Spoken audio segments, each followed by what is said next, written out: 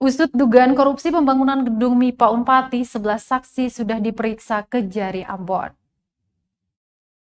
Sebanyak 11 saksi telah diperiksa tim penyidik Kejaksaan Negeri Ambon, termasuk Kepala Balai Prasarana Pemukiman Wilayah Maluku berinisial HK.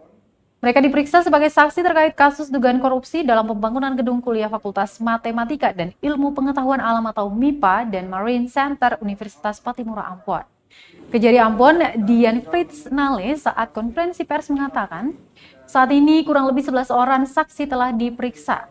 Selain HK, tim penyidik Kejari Ambon juga memeriksa pejabat pembuat komitmen atau PPPK dan Balai Pelaksana Pemulihan Jasa Konstruksi atau BP2JK wilayah Maluku.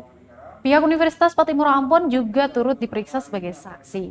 Saat ini, kasus tersebut telah dinaikkan ke tahap penyidikan usai tim penyidik melakukan ekspos pada Selasa 27 Juli 2021.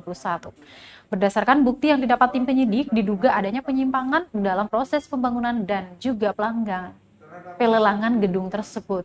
Sebelumnya, Tribuners Kementerian Pekerjaan Umum dan Perumahan Rakyat melalui Direktorat Jenderal Cipta Karya Balai Prasarana Pemukiman Wilayah Maluku membangun gedung pembelajaran itu dari Desember 2019 dan rampung di Desember 2021. Tim penyelidik tanggal 27 Juli kemarin bersama saya terkait kasus dugaan korupsi tindak pidana dalam pekerjaan pembangunan gedung kuliah MIPA yang mana kita ketahui pada anggaran di Balai Prasarana Pemukiman Wilayah Maluku tahun anggaran 2019-2020 sesuai DIPA tahun tersebut sebesar 60.985.000.000 rupiah.